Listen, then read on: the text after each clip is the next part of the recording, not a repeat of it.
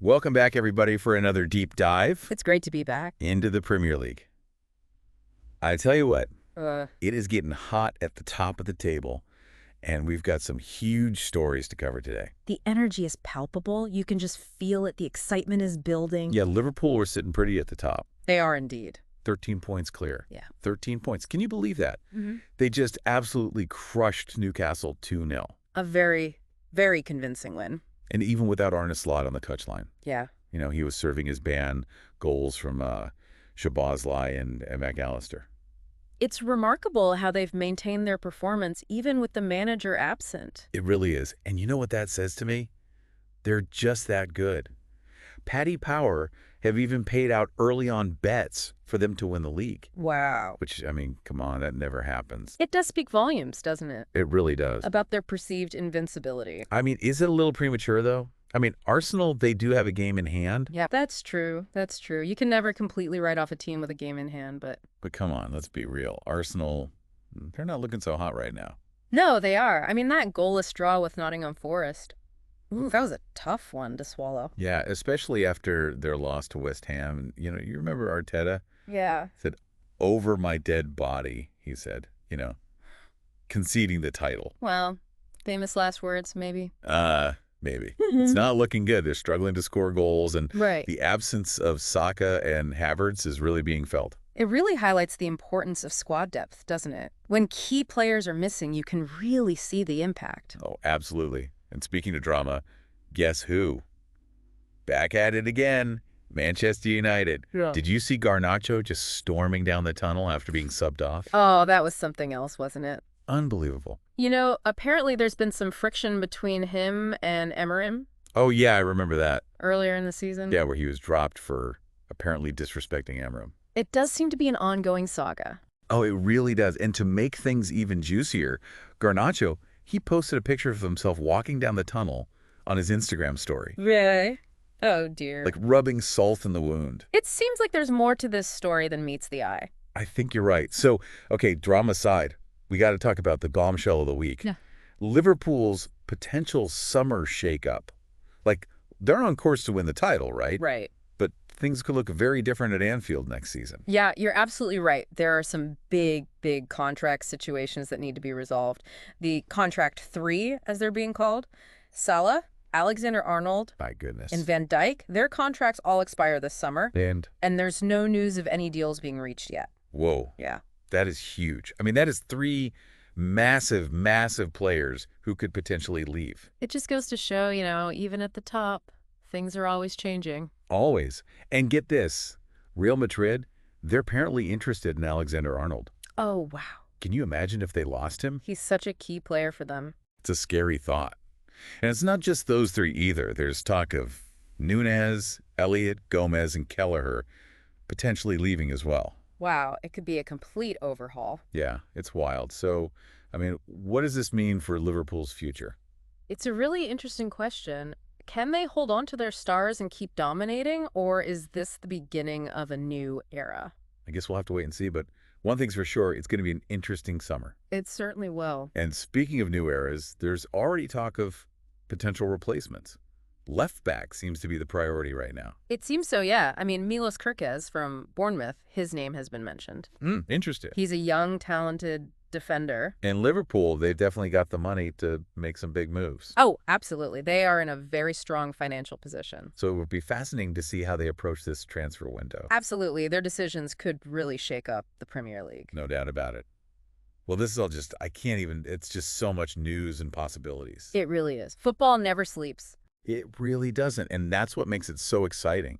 But before we get ahead of ourselves, let's take a look at some of the individual performances that have really shaped this incredible season. Yeah, there have been some standout players, haven't there? Absolutely. And we'll delve into those individual stories right after this. Yeah, it's crazy, isn't it? We're already talking about potential squad changes for next season when there's still so much football to be played. I know, right? The transfer rumors just never stop. But hey, let's not get ahead of ourselves. We got to rewind a bit and appreciate what an insane season it's been so far. It really has been a wild ride, hasn't it? Oh, absolutely. Yeah. And speaking of wild rides, let's talk about Arsenal. They started off so strong, but those title hopes, they're looking a bit shaky now. Yeah, it's a tough pill to swallow for the Gunners. They were right up there earlier in the season, but that goalless draw against Nottingham Forest. Oof.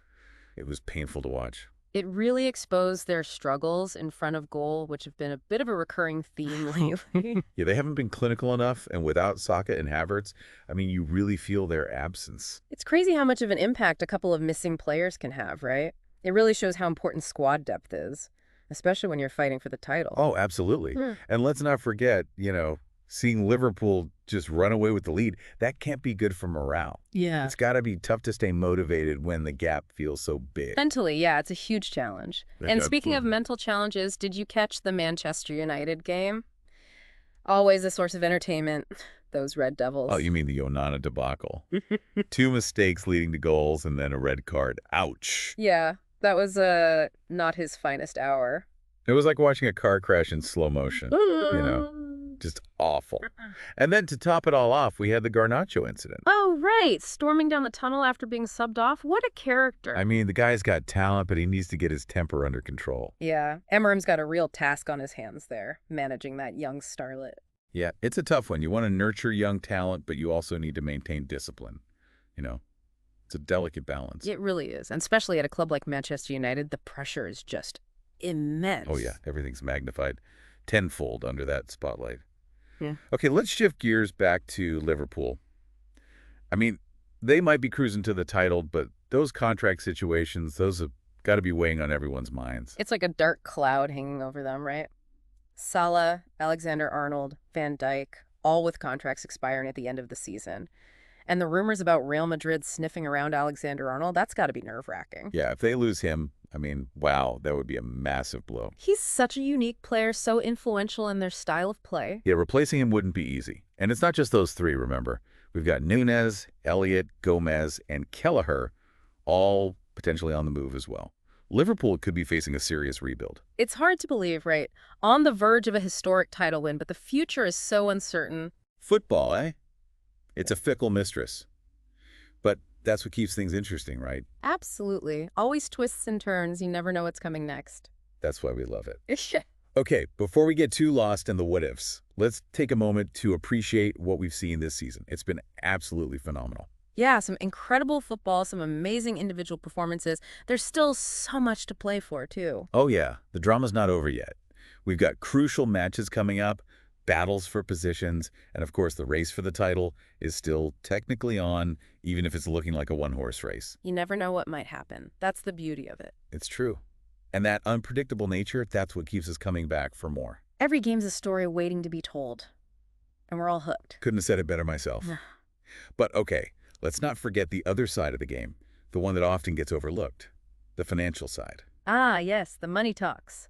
It's a huge part of modern football, shaping everything from transfers to player salaries. It's a complex world full of big numbers and even bigger egos. It's true.